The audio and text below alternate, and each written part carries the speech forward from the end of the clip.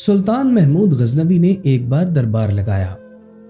دربار میں ہزاروں افراد شریک تھے، جن میں اولیاء، قطباء اور ابدال بھی تھے۔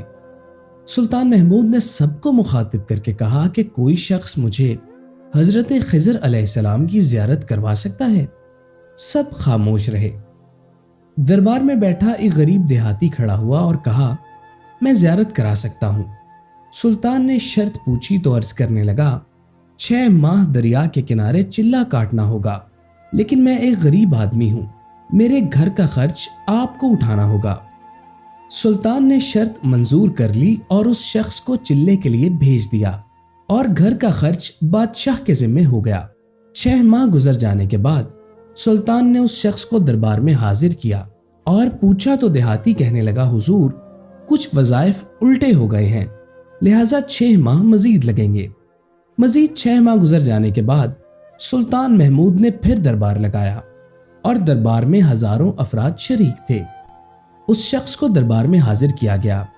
بادشاہ نے پوچھا، میرے کام کا کیا ہوا؟ یہ بات سن کر دیہاتی کہنے لگا، بادشاہ سلامت، کہاں میں گنہگار اور کہاں خضر علیہ السلام؟ میں نے آپ سے جھوٹ بولا تھا، میرے گھر کا خرچ پورا نہیں ہو رہا تھا، بچے بھوک سے مر رہے تھے، اس لیے میں ایسا کرنے پر مجبور ہو گیا۔ سلطان محمود نے اپنے ایک وزیر کو کھڑا کیا اور پوچھا، اس شخص کی کیا سزا ہے؟ وزیر نے کہا، اس شخص نے بادشاہ کے ساتھ جھوٹ بولا ہے، لہٰذا اس کا گلا کاٹ دیا جائے۔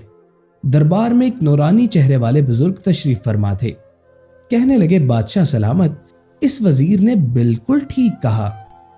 بادشاہ نے دوسرے وزیر سے پوچھا تو اس نے کہا، اس شخص نے بادشاہ کے ساتھ دھوکہ کیا ہے، اس کا گلا نہ کاٹا جائے بلکہ اسے کتوں کے آگے ڈال دیا جائے تاکہ یہ ذلیل ہو کے مرے، اور اسے مرنے میں کچھ وقت تو لگے۔ دربار میں بیٹھے اسی نورانی چہرے والے بزرگ نے کہا، بادشاہ سلامت، یہ وزیر بالکل ٹھیک کہہ رہا ہے۔ سلطان محمود غزنوی نے اپنے پیارے غلام ایاز محمود سے پوچھا، آپ کیا کہتے ہو؟ ایاز نے کہا، بادشاہ سلامت، آپ کی بادشاہی سے 1 سال ایک غریب کے بچے پلتے رہے، آپ کے خزانے میں کوئی کمی نہیں آئی اور نہ ہی اس کے جھوٹ سے آپ کی شان میں کوئی فرق پڑا۔ اگر میری بات مانیں تو اسے معاف کر دیں، اگر اسے قتل کر دیا گیا تو اس کے بچے بھوک سے مر جائیں گے۔ ایاز کی یہ بات سن کر محفل میں بیٹھا وہی نورانی چہرے والا بابا کہنے لگا، ایاز بالکل ٹھیک کہہ رہا ہے۔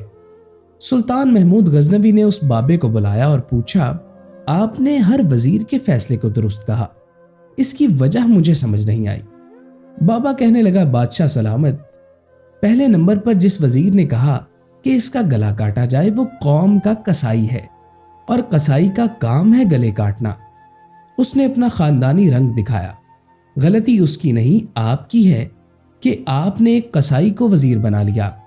دوسرا جس نے کہا اسے کتوں کے آگے ڈالا جائے، اس وزیر کا والد بادشاہوں کے کتے نہلایا کرتا تھا، کتوں سے شکار کھیلتا تھا، اس کا کام ہی کتوں کا شکار ہے، تو اس نے اپنا خاندانی تعارف کرایا۔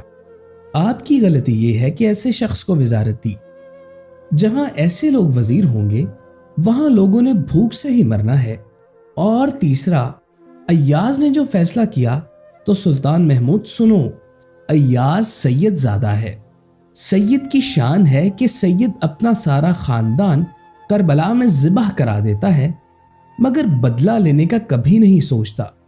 سلطان محمود اپنی کرسی سے کھڑا ہو جاتا ہے اور ایاز کو مخاطب کر کے کہتا ہے، ایاز، تم نے آج تک مجھے کیوں نہیں بتایا کہ تم سید ہو؟